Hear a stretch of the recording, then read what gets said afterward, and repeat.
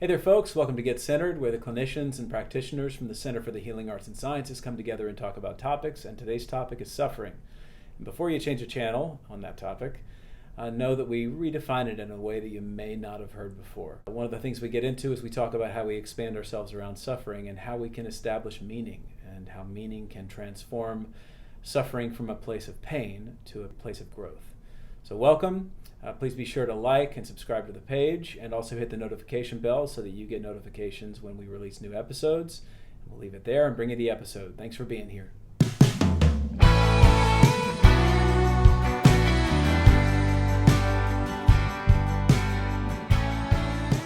Hello. Hello. Thank you, viewers, for tuning in to Get Centered, and thank you, team, for being here today to discuss suffering. An experience most of us might not necessarily want to aim for, but does seem like an inevitable part of life. And Rodney is going to quarterback today's session, and looking forward to hearing your perspective on this. Great. I will be quarterbacking, and I will be passing off soon to Ariel, because one of the first things that I wanted to bring in is that in spiritual traditions, certainly in Buddhism, with the Four Noble Truths, where often the first one is translated as life is suffering, which to me is a little bit different. I sort of understand it as a part of life. Certainly in Judaism, in the book of Job, Christianity would be the Christ on the cross. So clearly, suffering is an inevitable part of the human condition. And generally, with people that we see in our practice, whether physical ailments or existential crises, or very specific grieving crises over time in life, people come in because they are suffering, and often suffering because of external circumstances. And one of the first really seminal books and figures that comes to mind when I think about suffering would be Viktor Frankl, the psychiatrist and Holocaust survivor, and the author of Man's Search for Meaning. And one quote in that book is, "When we are no longer able to change a situation, we are challenged to change ourselves." So often entering a kind of therapy, there's an idea of that I'm suffering because of my external situation. And as we're all collectively suffering from isolation and various things coming up because of COVID, so the question is, are we willing to look within and change ourselves? When we're confronted with this type of suffering, I think sometimes a physical analogy can be helpful. I think we all, whether we're athletic, I'm not athletic, or not, would understand the difference between the pain and suffering of an injury as opposed to the pain and suffering of rehabilitation. If you sprain an ankle or something, and it's important to stay off that it needs to be isolated, you need to stay off of it. That is very different from the rehabilitation in a situation where maybe you've had surgery or you're going through a physical therapy, and the physical therapist acknowledges, this is going to be painful, but it's something you need to lean into and you need to do, because that's what gets you better on the other side of it. So if the suffering is inevitable, and we're not talking about whether or not there is suffering, but how one suffers, Jung speaks to the two different kinds of suffering, saying that there is neurotic suffering and there is authentic suffering. And I would say that neurotic suffering is the kind of suffering of an injury, the suffering that is sort of stuck and locked in itself. If someone is faced with a relationship or job that is not right for them, they will suffer. And being stuck in that situation is a kind of suffering. Having the courage to look within themselves and break out of that situation is a different kind of suffering, but a suffering that leads in a completely different direction. So that suffering that you would call authentic suffering is a kind of productive suffering, rather than a suffering that allows us to be stuck. But unfortunately, it's generally the suffering in which we're stuck that forces us, as Viktor Frankl says, to look within ourselves and see what needs to be changed, see what needs to be addressed as we address our relationship to that suffering. So now the quarterback is passing off. But those were sort of my kind of general thoughts in a couple of different directions, and would love to hear everyone else's feelings and thoughts on the matter. I just want to throw in the definition that I've come to learn, and I just want to kind of distinguish between. I think we're the frame right now that we've been using is kind of situation or injury versus rehab, and like the actual impact versus the healing, or the situation versus the road to rebuilding, and how both of those can be inlaid with some kind of suffering. I think that what I've come to learn is that that I think we need to define what suffering is. I think a little bit sharper, maybe, because I think that there's a pain. I think what we're talking about is a little bit. I think in English we would say pain is a little different than suffering. So I think what I'm trying to draw the distinction between is like, okay, so there's growing pains, and then there's suffering. There could be suffering, and those are different things. And what I want to say is that yes, pain. I think what we're saying when we're saying suffering is pain. I think what we're trying to actually talk about is pain. And then what the extra level of pain is like, okay, if I've got an injury in my low back, but now I'm feeling tight in my quads or my hamstrings. So like I'm basically, the actual pain is here, but I'm like feeling it in my neck or my shoulders, right? And we know the whole system is connected. But so in that analogy, that's not really the greatest analogy, but what I'm trying to basically point at is sometimes the situation itself is causing pain, like actually, right? It's like, okay, well, plans shifted and I'm now in an uncomfortable position and I have to do something different than what I planned on. And that's maybe painful for me to actually do the physical thing, like to get through the exercise.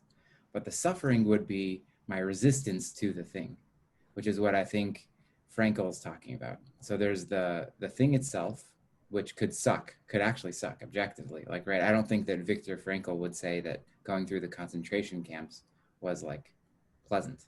I think he would say, yeah, it sucked. It was painful. And that the element of suffering that I think he's talking about dropping is okay, so we're here now. We're in a pandemic, right? This is not a concentration camp, but we're in a pandemic. We can't be as social as we might like to be. We can't put our hands on each other in the way that we might want to, and hug each other and do all the things that we normally do. That sucks. Now the suffering would be if I was then like fighting against that, or like trying to repress that, or deny it, or rage against it, or something like that. It's be like there's the actual pain of the situation, which is what we're in, and then there's the extra, which is trying to deny it or suppress it or change it, or just act like it's not there. And I think that's where I'm kind of working with the extra. If I can so I know I can't stop pain. Pain is part of growth, right? But can I stop the extra around it? Can I stop putting myself in a position where I'm now hurting myself because of my mental frame? So the etymology of the word suffer is to hold from below. And so with that said, suffering to me is whether it's a physical, emotional, or mental pain, is absolutely an inevitable tenet of life. And this distinguishing that we're trying to do between the original impact, whatever it is, whether it is an injury or something about your life that is uncomfortable. In either case, we feel pain, but to me, suffering is like a mixture of feelings and emotions, right? It's not just any one thing, but because it tends to be uncomfortable, we walk back in a different direction from wherever we sense that the pain or the suffering or the onslaught of uncomfortable emotions are coming from. And to me, that's where the suffering becomes worse. It's compounded. You know, in any number of analogies we can think of, suffering is what brings growth and transformation, and it's that alchemical process. So whether it's the growing pains in your shins when you were preteen that were so uncomfortable, or I can remember being in college and calling my mom and saying, "Oh, I'm so uncomfortable." And she said, "Good, good. That means you're growing." You know, I mean, I think that there are certainly times that we're uncomfortable and we're suffering, and that's a signal, right, to pay attention to something and make a shift. Okay, this job, like you said, you know, this job is not good for me. I'm not good for it. Need to make a change. So you have two choices. Am I going to stay here and suffer, or I'm going to suffer the transition, right? I want to add to that because I reached for the etymology, the dictionary of etymology, and it's undergo, endure, tolerate, and allow. And certainly the Latin is from, you know, bear from beneath, to carry from beneath. And I like, Rodney, what you were talking about with Frankl's quote, in that we are, it ends up being, as so often, the imagination is really where this takes place. And largely, we don't have a very solid, in our totally rationalistic and materialistic, imaginative landscape, we don't really have an understanding for what that mysterious, imaginative world really is. And so we end up locating everything externally, and then we get into a solution-focused pattern or habit. And of course, when we're trying to solve something out there that's really something more in the spirit or the heart, that it's more poetic. And I think we need to look at the poetics to try to understand kind of a way through it, which that old children's book always comes to mind, or you can't go around it. You can't go over it. You got to go through it, you know. You know, of course, we imagine that as an actual literal experience, but really what it's doing is it's teaching us something about a journey inside of ourselves. And as I was thinking about kind of Frankl and what all of you were talking about, the serenity prayer came to mind. And I may not get it perfect, but God grant me the serenity to accept the things I cannot change, the courage to change what I can, and the wisdom to know the difference. And this fundamentally, I think, is what we get at when we carry something from beneath. We're looking at our discernment, and to suffer something or to allow it, to surrender to it, means we expand ourselves around it. And I've got this metaphor that I teach a lot of clients where I say, look, you know, if you take 100 drops of red food dye and you put it into this cup, you look down and it's going to be beet red. And if you do the same thing to a 5-gallon bucket of water, it's pretty red. To a swimming pool, maybe not, you know, to a lake, not at all. So as we begin to expand ourselves and to broaden our understanding of who we are and how we relate to the suffering that we carry, that changes our capacity to carry. You know, we grow ourselves, we grow our carrier, the carrier within us. So the same experience will be handled in a different way. You know, like when we endure great difficulty, like I did a dissertation, and I pretty much have within me a belief system now that's like, I can put my mind to that. And if I really want to accomplish it, I can suffer it, I can carry it. And that, I think, is what people really come to know about themselves when they do psychotherapy. It's you're having somebody reflect you back to yourself in a way that expands your understanding of who you are and what you're capable of. So whether it's a loss or a death or a breakup or an anxiety, the anxiety doesn't change. The death doesn't change. The inevitability of loss doesn't change. What changes is how we can carry it. I mean, it's even weird that I'm broadening myself like this as we're talking. It's like I can carry that more. Yeah. Well, and Rodney said something with relation to suffering that I think is important, and that word is meaning, because suffering without meaning is just agony. And the role of the analyst in that envelope is to be able to guide someone to find meaning in that suffering so that they can bear it. And there's nothing inherently meaningful about suffering until we face that suffering, like you said, John, and attach some meaning to it. And I think that's the role of the analyst to the client, is to figure out where's the meaning in the suffering. I love this. This whole conversation is blowing my mind. I kind of think of it. It's like it's landing well, but I never really quite put it in that framing of.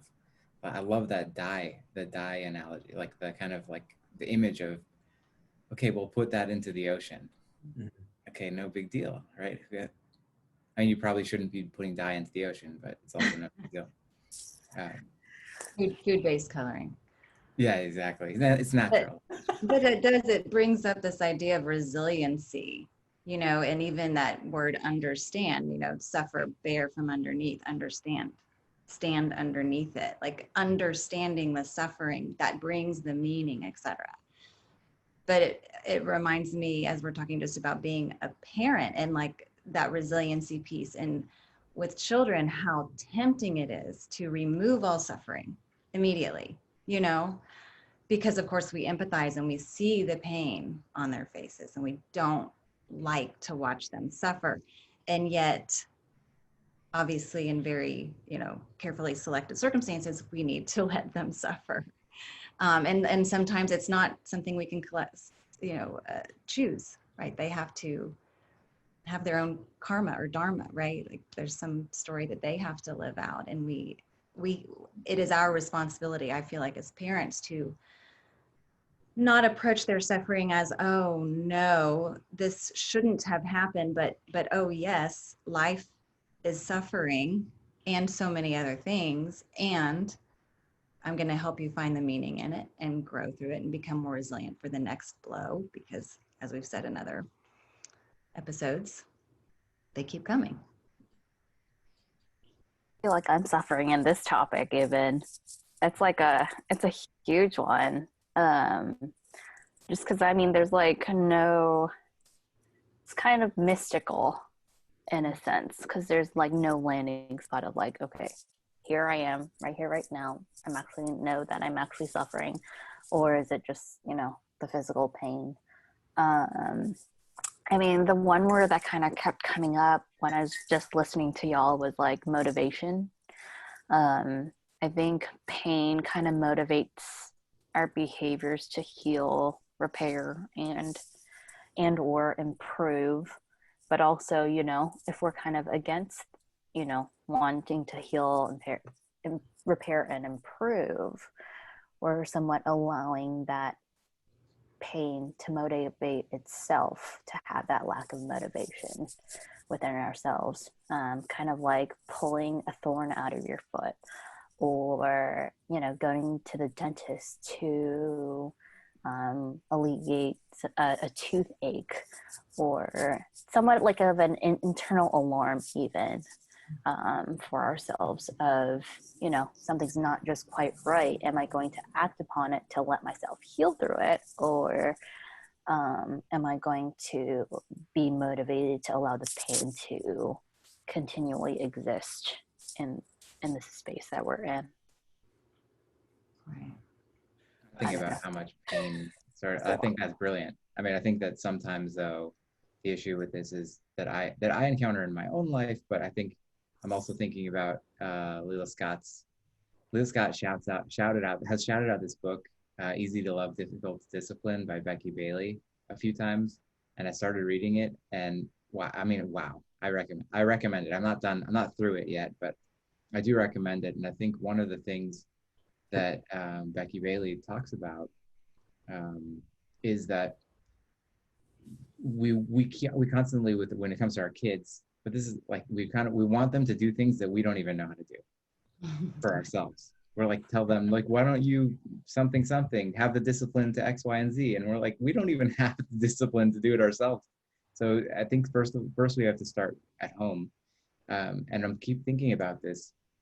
What I've learned from my watching my own suffering and pain is that oftentimes what happens in meditation and in life is that we begin to notice that the pain drives us to, like, even in just like if you were sitting for 5 minutes and you had a little bit of a discomfort, you may notice that you move, like before you're even catch the fact that you're just uncomfortable, you will shift your body.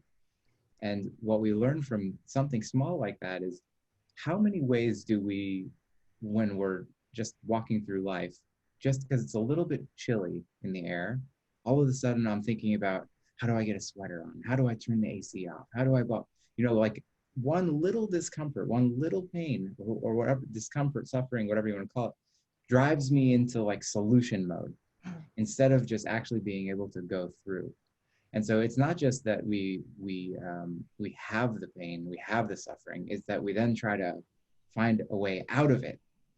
And we do that in so many different ways. And that's where we're stuck. Yeah. That's where we get stuck. Yeah, That's yeah, where you're we get speaking big to trouble. expectation.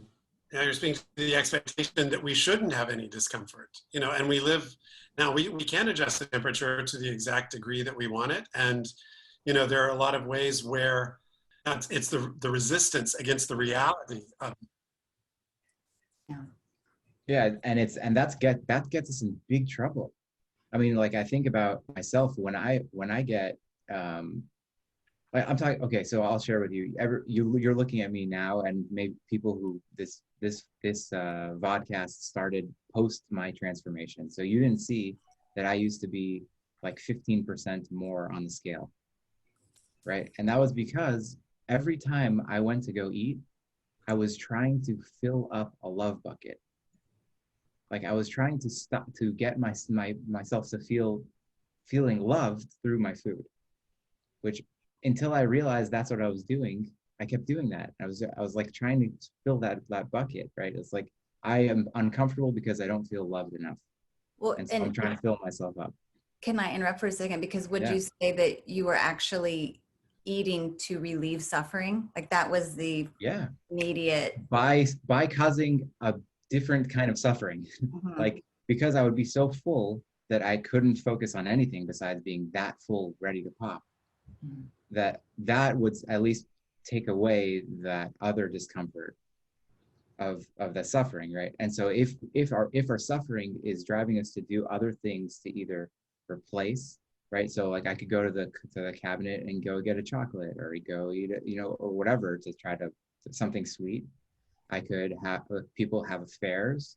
People drive themselves into like workaholic, like, right? They put themselves under tremendous stress because at least that stress is a different, maybe more productive, acceptable version of pain than what they're currently feeling.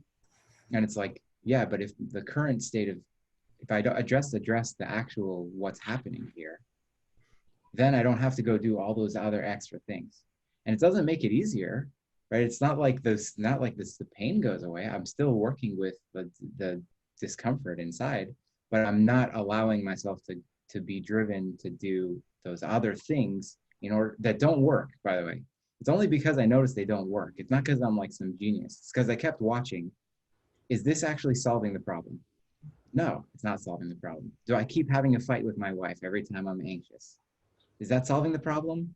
No, it's not solving the problem, right? Like, eating is not solving the problem. Having a fight with my wife's not solving the problem. So why don't I stop doing that? Why don't I stop doing that? And why don't I start to work on what's actually happening and working on expanding, like John was talking about, that expanding bit. But first it comes from noticing what I'm doing and what the feeling is that I'm trying to avoid. And if I notice that feeling is the same thing every time, and I'm just trying to do this and that and this and that and this and that and try to get away from it, that's where the meditation, it's like, it's not about sitting down. It's about starting to notice all the ways that we're driven away from what's happening.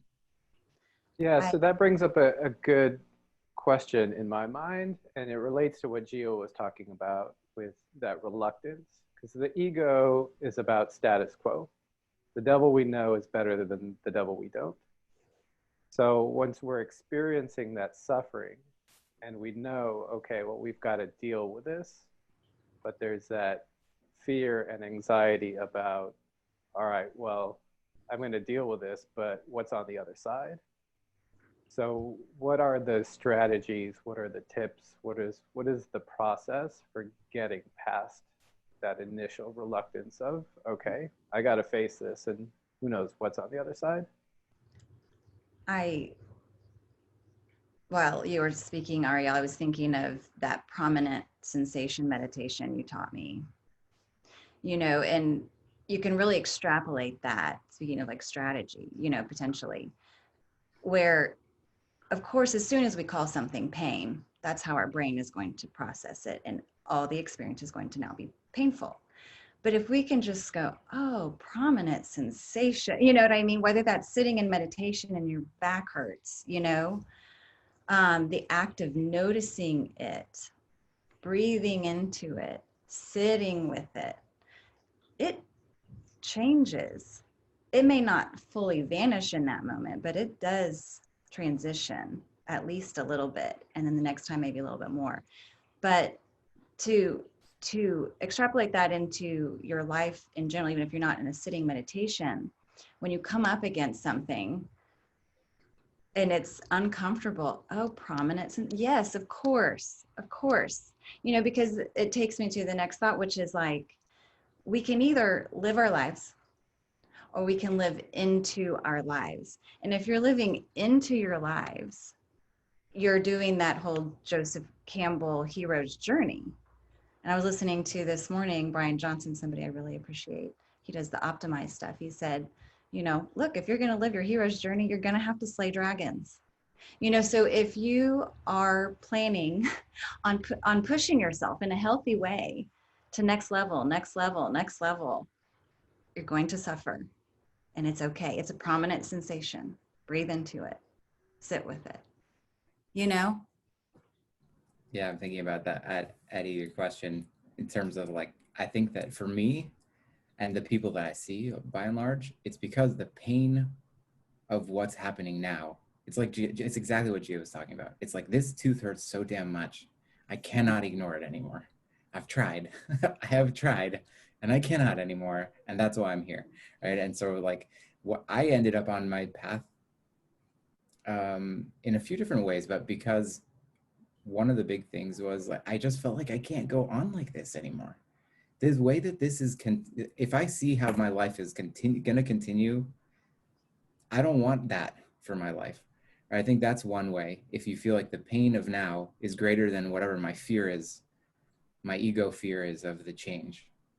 That I think definitely does that. It doesn't have to be that way. It doesn't have to be that way. I also know people who just feel like, look, life is too short. Like something happens, they just wake up to the fact that like, you know what, you might be gone soon. And if you don't want to live how you've been living, then you got to do something about it, right? If you want to rise, then you're going to have to slay some dragons, right? And that's going to be okay, because then at least you won't get to the end of your life.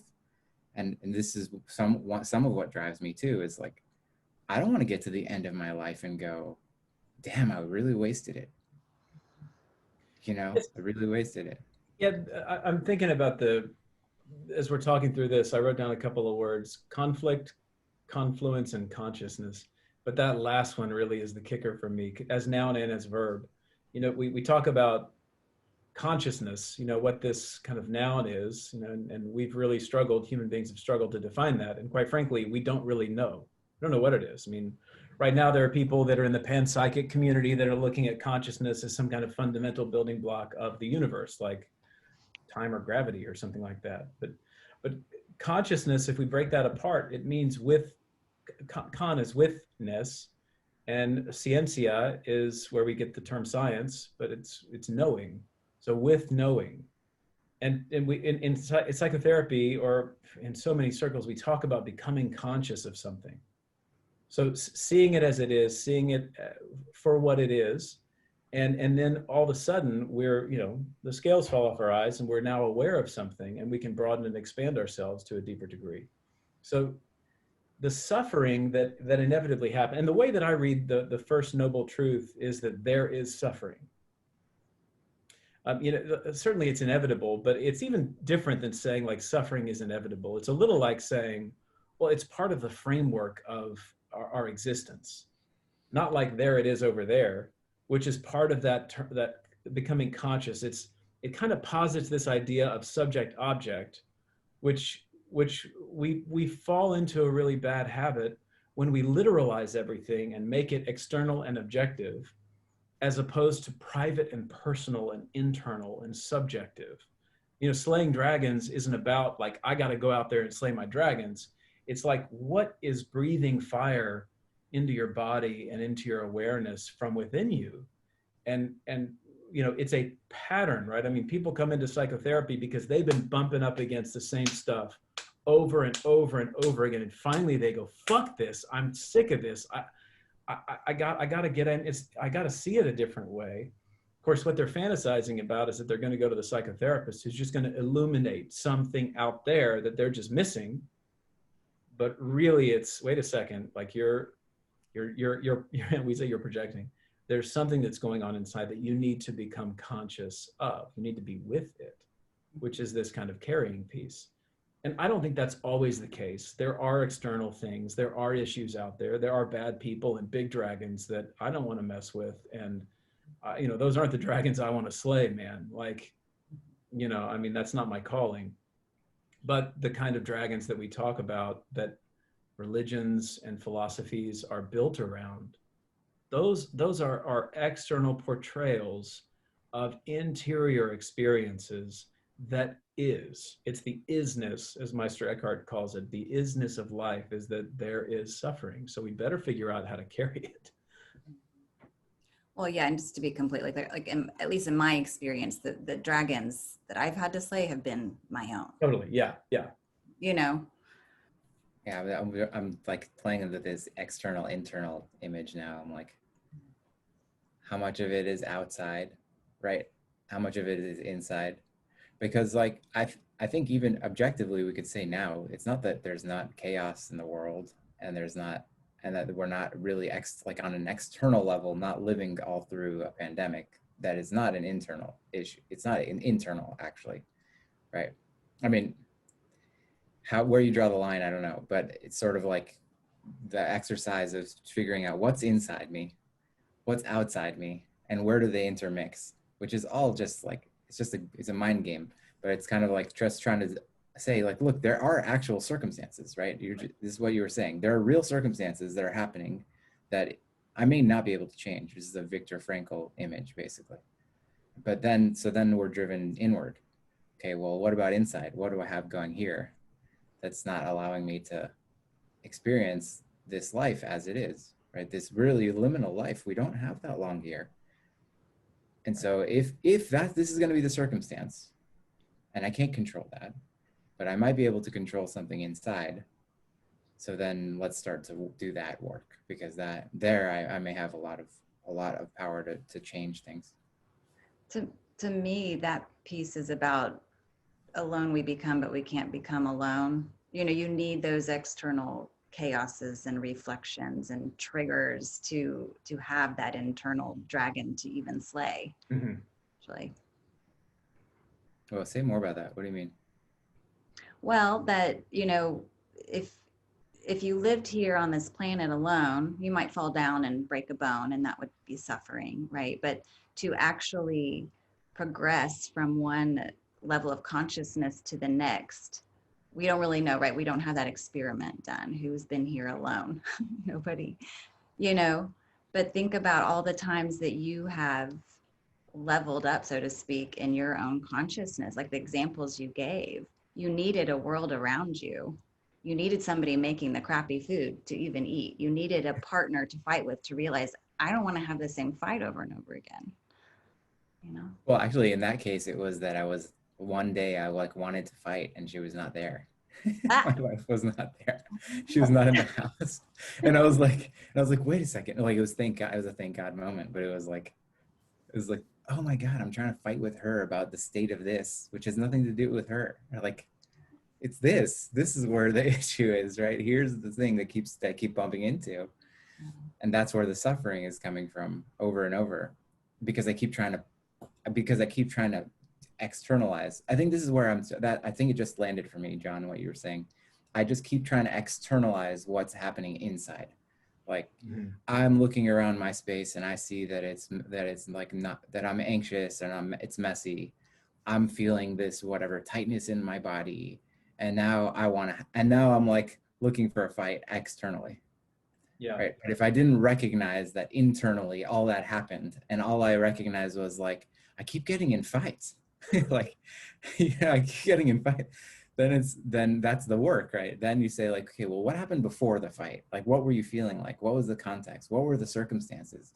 What was the external reality that created the dragon that then you outletted in that way that you probably learned when you were a little kid and that worked?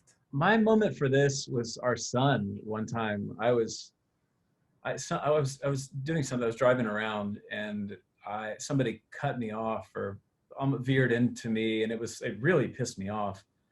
And I pulled into a parking lot that had that gravel, the gravel terrain. And I put the brakes on, and it seemed more dramatic than it was, but I put the brakes on, a little more aggressively than I would have. And the car, stopped, and our son looked at me and he was like, "Why are you taking out your emotion on the environment?" I was like, holy shit, God, that was amazing. And I think about what clicked for me is that thing we talk about all the time about, hey, it's all about energy. The things that I can't do here, I'll control out there, and I'll put out there. So that's, I think with men, certainly it happens a lot, and I don't mean to generalize so much, but I've told men before, men tend to have two switches, rage and withdrawal. And so I have to do something with this. So either I kind of go within and guard up, or I just totally take it out on the environment. And either way, it's not a kind of self-containment where I'm able to kind of sit with that thing and hold it here and see what it is and get it. And to me, that was a really big moment where I was trying to it was happening unconsciously, but it was the reflection, Leila Scott, the reflection from our son that was like, he said something that was so wise that just like cracked me out of it. And I went, oh, brilliant. Back to Becky Bailey. That's right. Right. She's amazing. She's amazing. Well, I think one other piece that's important to bring up is like, with all this talk of suffering, it can sound like just a miserable lifestyle, but it's actually full of joy, right? Like this, yeah, that sense of hard-earned, I guess the word that comes to mind is accomplishment when you have slayed one of your own dragons is huge, and no one can take that away from you. I kind of can get on my soapbox about like the difference between happiness and joy. And to me, happiness is this kind of fleeting, like, oh, glad I ran into you. I didn't expect to see your face at the grocery store today. Or, oh, yay, this money landed in my bank or whatever. But joy is this really active, more verby, less nouny, type of participation in your own life. So I just want to be clear if anybody is tuning in, this is not misery. I mean, of course, suffering can feel miserable, but there's so much more to it than that. Well, but then what we do when we're suffering, for example, I talk to people about friendships all the time. It's like, if things are really tough for me, I have amazing people to reach out to and talk it through with. And doing this treatment on my shoulder, I think about the gravitational like physiology of, when I'm hurt, I get really small. And when we're depressed, we get really small and compact. And we can take that metaphor and expand it to the kind of psychosocial world where if I'm suffering a lot, I go inward and my world becomes so small that becomes the totality of my world, as opposed to like, if I have a really broadened world and something happens, right? You say something that pisses me off, or I get into a fight or something bad happens at work or whatever, it's contextualized in a way that's a lot broader than if it's like, if my world is this big and the one person that I care about says one wrong thing or looks at me a little differently than I would like them to, and I fall into shame, and then I'm suicidal because, again, my world is that big, as opposed to as big as it certainly mine feels like a lot, because I've cultivated these really healthy, wonderful relationships that I am totally grateful for. And I can contextualize my suffering by phoning a friend, by writing a poem, by going for a walk, by talking to my lovely, mindful, deep thinking wife, by all of those options and opportunities that folds those things into my life so that it doesn't have to be so totalizing. We're getting close to the end here. Does anybody have any concluding thoughts? I guess for me, it's like there's a piece of this that's also beyond the friend level, the friend and circle. And sometimes, like, I mean, for me, I was, I'm in therapy too, right? I'm not like, I'm like telling people go to therapy. I'm not in therapy. It's like, yeah, I'm in therapy too. I think it's important. And I think for me, that relationship gives me the value of it in my life, is that it gives me somebody outside of the swirl of my life, beyond my friend circle, beyond my family, beyond my work and everything, right? Where this person, they sit outside of all that, and I have this channel with them to discuss everything that I need to discuss, and they can then be a mirror for the entirety of my picture, which is such a gift. Because how else do you get that? Because a friend starts to pull into your circle, right? A friend starts to take your side. A friend starts to do, they want to contort themselves into a loving relationship with you, and they may not be. They may contort the mirror for you. Mm-hmm. And a therapist doesn't need to do that, and you don't want them to do that, right? You want them to give you as clear a picture as they can present to you, back to you, and help you to expand yourself and your image of yourself. So I'm saying, what I'm trying to say is, like, it's very important to have, through the suffering, and I think that actually alleviates a lot of the suffering, to have somebody outside of it who is kind of like a coach, who is there, who is referential, who has a pathway for you that's outside of your own knowledge. And obviously you got to be an actor in that, but they can give you a lot of tools to work with that you may not have access to. They may be yours. You already have them, but you just need to be reminded, from the outside, which is such a gift in the process. Well, and the aspect of being a witness, because so much suffering for people with childhood trauma of various kinds and levels is the fact that because they had to shut that self off, that part of themselves, that no one was able to witness and help them walk through it.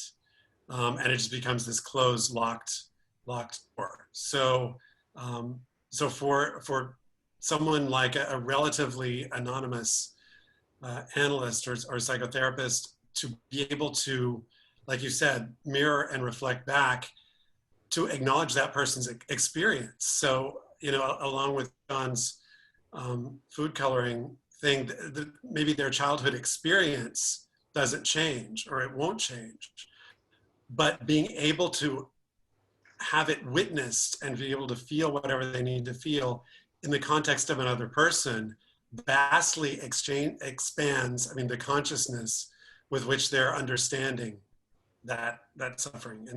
And to Leela Scott's point, then once the suffering has a meaning and has another side to it, it can become joy. There's a poet, Ross Gay, who wrote a beautiful book called the Book of Delights. And at one point he says something like, what if we could join all our suffering together? And what if that is in fact joy? Yeah. Mm-hmm. So it's a matter of connection as opposed to isolation. And then, Ariel, to your point, the inner and the outer then are more in a healthy, balanced relationship. Mm-hmm. Yeah. Well, I'll just add that, speaking of the trauma, it was the last episode or two, we talked about that idea of trauma shocking your soul, yourself, kind of to be outside of your physical being. So engaging in as many activities that embody you, that bring in online the interoception, that not just hearing, but noticing that you're hearing, not just seeing, but noticing that you're seeing, not just tasting, noticing the tasting, and the breathing, all of it coming back into your body to move through that. Anyone else? That's it. Okay, that's it for today. Thank you for joining us on today's episode. Please subscribe like, share, get the reminders, hit the bell, and we'll see you next time. See you next time. Bye.